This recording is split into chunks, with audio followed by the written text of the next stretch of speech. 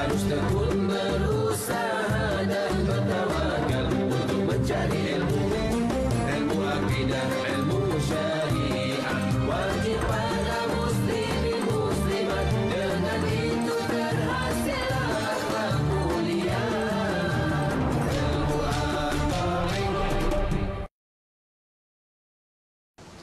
Assalamualaikum warahmatullahi wabarakatuh.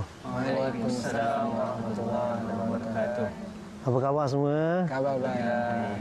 Alhamdulillah, haqqa hamdih. Wassalatu wassalamu ala khair khalqih, abdihi wa rasulih, wa ala alihi wa sahbihi wa atba'ihi min ba'dih.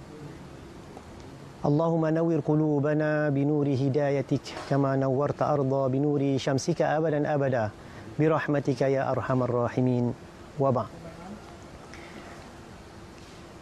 Alhamdulillah, pada hari ini kita akan membincangkan tentang perkara yang berkaitan dengan akidah kita dalam rancangan Ilmul Aqaid daripada kitab Mutiara Berharga, iaitu Ad-Durrus Tsamin karangan Syekh Daud Al-Fatani. Ini kitabnya. InsyaAllah kita akan bincangkan pada kali ini bahagian pertama daripada sifat Allah Subhanahu Wa Taala, iaitu sifat nafsiyah dan juga sifat salbiyah. Mahasiswa, mahasiswi, penonton yang dihormati Allah Subhanahu Wa Taala, sebenarnya kalau kita melihat sifat-sifat Allah Subhanahu Wa Taala ini, boleh kita lihat daripada apa yang ada di sekeliling kita, daripada sifat-sifat yang ada pada makhluk, untuk kita kenali Allah Subhanahu Wa Taala. Kerana Allah Subhanahu Wa Taala ingin kita kenali dia dengan adanya sifat-sifat tersebut yang ada pada makhluk. Cumanya Allah Subhanahu Wa Taala mempunyai sifat yang lebih mulia, yang lebih baik daripada yang apa yang ada pada kita, daripada makhluk. Maka sifat yang mula-mula sekali yang ada pada Allah Subhanahu Wa Taala yang wajib kita ketahui, iaitu sifat nafsiyah, iaitu sifat wujud. Sifat wujud. Sifat wujud ini dinamakan sebagai sifat nafsiyah kerana sifat nafsiyah ini sesuatu yang nak kita bincangkan itu mestilah ada, kan, wujud. Kalau tak ada, macam mana kita nak bincangkan? Jadi sifat wujud ini mestilah ada pada sesuatu yang nak kita bincangkan. Kalau tak ada, macam mana nak bincang? Jadi tak ada bahan untuk kita membincangkan perkara tersebut. Maka sifat wujud ini mestilah ada pada Allah Subhanahu Wa Taala. Inilah satu-satunya sifat yang dinamakan sifat nafsiyah. Sifat yang ada pada Allah Subhanahu Wa Taala, yang wajib ada pada Allah Taala. Daripada sifat wujud inilah maka sifat-sifat lain muncul. Dengan adanya Allah Subhanahu Wa Taala, maka kita kenal segala sifat-sifat yang lain. Allah Taala itu bukanlah benda yang kita nampak, perkara yang kita nampak, tetapi dia wujud. Macam mana wujudnya? Wujudnya Allah Subhanahu Wa Taala itu bukanlah sebagaimana wujud kita, kerana wujud kita ini datang daripada Allah Subhanahu Wa Taala. Yang mudah kita fahami bahawa sifat wujud ini, walaupun kita wujud, tetapi wujud kita akan hilang, bermula dan hilang. Bermula dan hilang. Maka bermula dan hilang ini adalah sifat makhluk. Bagaimana kita nak tahu bahawa Allah Ta'ala itu wujudnya tidak ada permulaan? Kerana semua makhluk itu bermula dengan sesuatu. Cuba kita lihat pokok yang ada di sekeliling kita. Adakah pernah kita terfikir bahawa pokok ini memang sedia ada, ataupun dia bermula? Tentu bermula. Adakah dalam kepala kita ini terfikir semua yang ada di dunia ini tidak ada permulaan? Mungkin ada yang mengata demikian, tetapi hakikatnya mustahil. Ada terciptanya tersendiri atau menjadikan dirinya tersendiri. Sebab apa yang berlaku di sekeliling kita ini ada bermula dan ada pengakhiran. Kalau pokok boleh hidup berapa lama contohnya? dia akhirnya dia akan mati, ya. Dia akan tumbuh pokok-pokok yang lain. Itulah yang dinamakan alam semula jadi. Jadi bagaimana pula kalau kita tengok benda lain, ya. Contohnya kita tengok bintang, bulan, matahari. Bermula tak? Tentu ada permulaan. Kerana apa? Kerana logik bagi kita ialah sumber yang kita lihat. Contohnya matahari, kan, sumber matahari itu mustahil dia menjadikan dirinya sendiri. Kenapa dia mustahil? Kerana dia tidak boleh menjadikan dirinya sendiri, kerana dirinya itu hanya memberikan cahaya sahaja. Dia memberikan cahaya sahaja. Contohnya berlakunya gerhana menutupi bumi, contohnya cahayanya tak sampai ke bumi. Jadi ada penghalangnya untuk sampai ke bumi. Ini sebagai contoh. Maksudnya walaupun ianya ada, tetapi dia hanyalah dia tidak berdiri dengan sendirinya. Dia tidak boleh menjadikan dirinya itu mengatasi segala-galanya. Itu yang kisah Nabi Ibrahim, kan, menyangkakan bahawa matahari itulah Tuhannya, dan akhirnya dia menafikan bahawa yang menjadikan kita ini ada Allah Subhanahu Wa Taala. Itu sifat wujud. Kemudian kita masuk kepada sifat salbiyah. Sifat salbiyah ada 5, qidam, baqa, mukhalafatuhu lil hawadith, qiyamuhu bi nafsihi, wahdaniyah. 5 perkara. Apa yang kita nak bincangkan di sini, sifat qidam Allah Subhanahu Wa Taala. Apa yang dimaksud dengan sifat qidam, sifat salbiyah ini? Sifat salbiyah ini yang ada pada Allah, yang tidak ada, yang selain daripada sifat ini ada pada makhluk. Cuba kita tengok qidam. Lawannya apa? Lawannya fana. Kan? Maknanya kita ni binasa. Baqa, kekal. Kita pun qidam lama, kita ni baru. Baqa, kekal, kita ni binasa. Semua sifat-sifat yang 5 ini adalah sifat bagi Allah Subhanahu Wa Taala, yang ada pada Allah Taala sahaja, yang tidak ada pada makhluk. Sebab tu sifat qidam, iaitu sifat lama bagi Allah Subhanahu Wa Taala, adalah sifat yang tidak ada pada makhluk. Tak ada makhluk yang bermula sendiri ke ataupun selama-lamanya bersama Allah Subhanahu Wa Taala. Yang seterusnya dikenali sifat qidam Allah Subhanahu Wa Taala ini dengan sifat azali, iaitu tidak ada permulaan, kan. Kemudian sifat Allah Subhanahu Wa Taala yang seterusnya ialah baqa. Baqa ialah kekal. Kekal Allah Subhanahu Wa Taala, dia tidak akan binasa. Tak sama dengan kekal yang lain-lain. Kekal yang lain, contoh neraka, syurga, neraka dan sebagainya, itu dia bermula dan dia mungkin boleh habis, binasa, kan. Jadi semua perkara ini, daripada sifat baqa, sifat qidam dan baqa ini, Allah Subhanahu Wa Taala sebut huwal awwal wal akhir. Wal awwal wal akhir. Dialah yang pertama dan dialah yang terakhir, maksudnya dialah segala-galanya. Kita bergantung kepada Allah Subhanahu Wa Taala. Jadi untuk kali ini kita akan berhenti seketika. Kita akan bertemu selepas ini.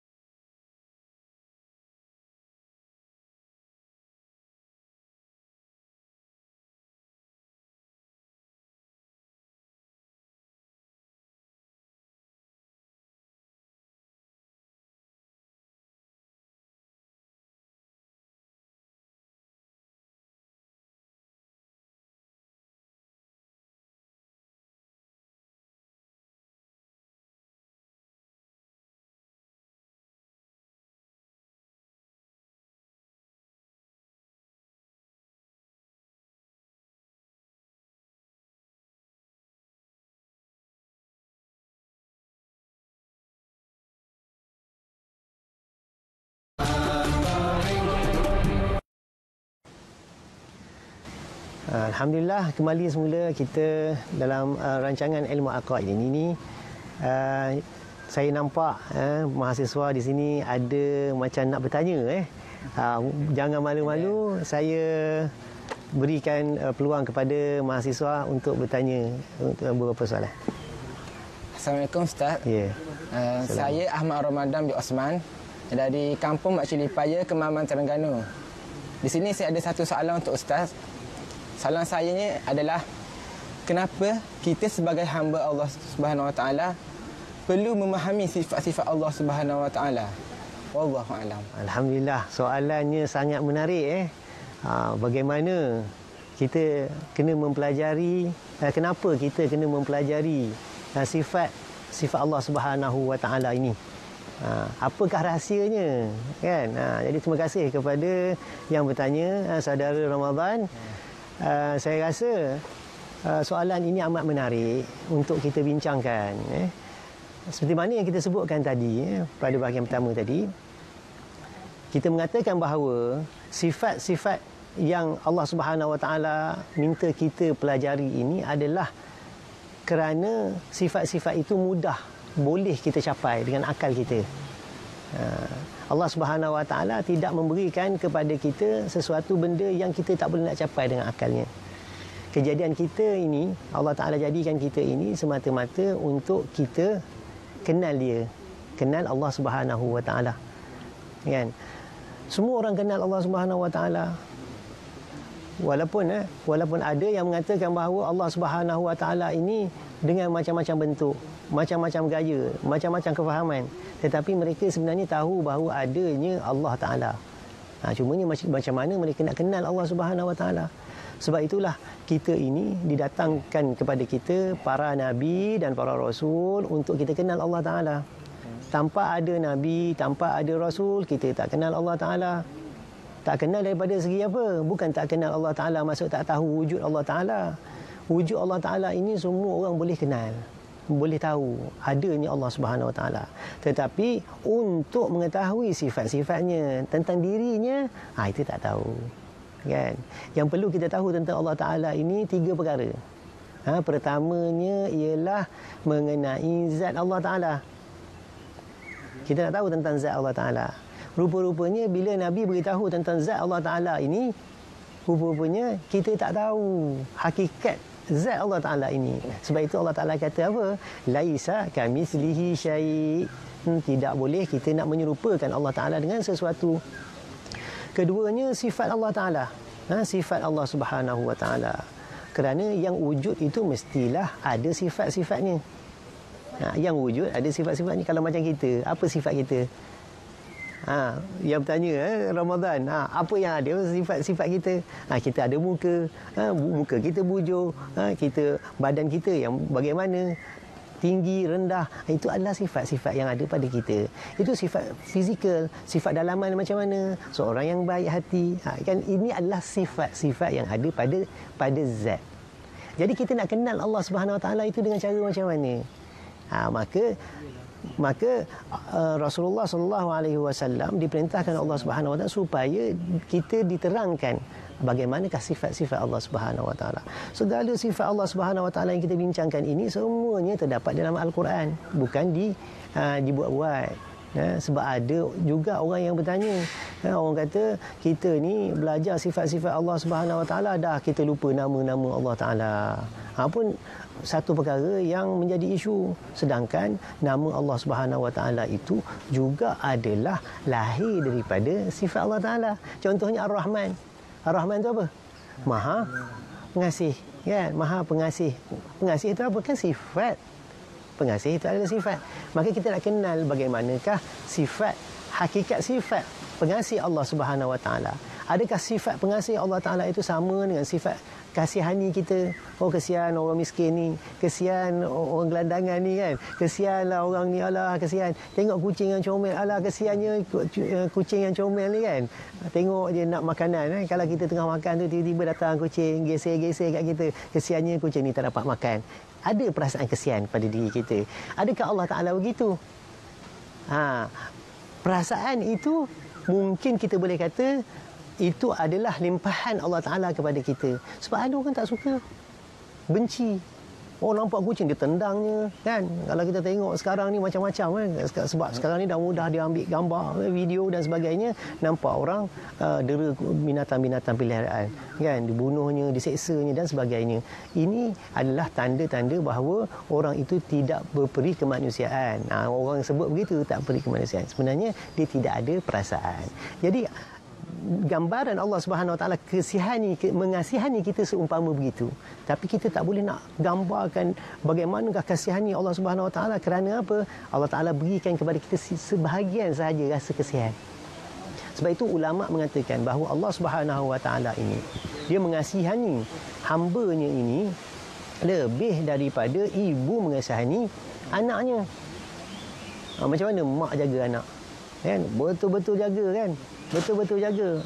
Kalau macam kita dengan adik-adik kita, kan, kita belasah adik kita, mak kita kata apa, mak ayah kita kata apa, dah lah belasah tu, kan. Kesian adik tu, kan. Kita pun geram je. Ini menandakan apa? Ini menandakan bahawa sifat yang ada pada diri kita itu, kita kadang kesian, tetapi disebabkan kita geram, kan.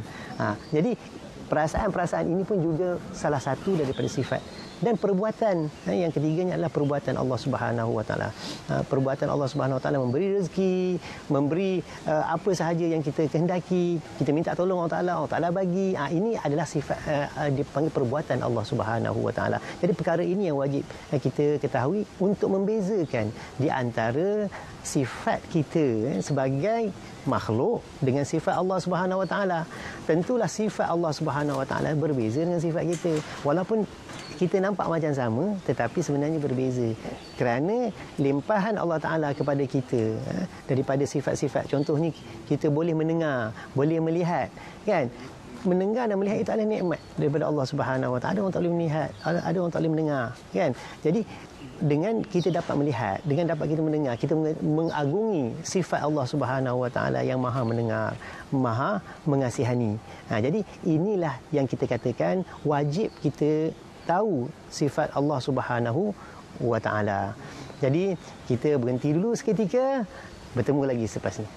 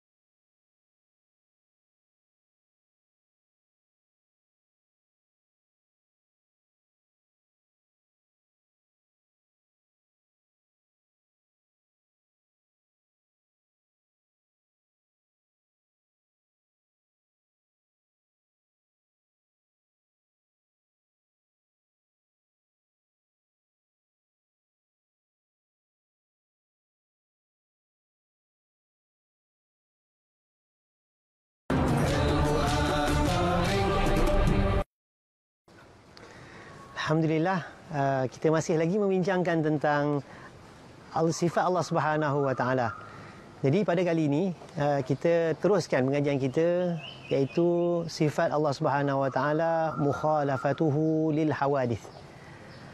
Sifat ini maksudnya ialah Allah Subhanahu Wa Taala itu tidak sama dengan makhluk ataupun dengan apa sahaja yang diciptakannya ataupun apa sahaja yang kita boleh bayangkan. Ini semua dikira makhluk.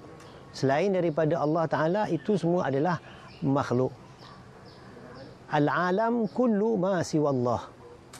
Al-alam kullu ma siwallah. Alam itu selain daripada Allah. Maksudnya Allah Ta'ala itu dia sendiri saja. Tentu sifatnya berbeza.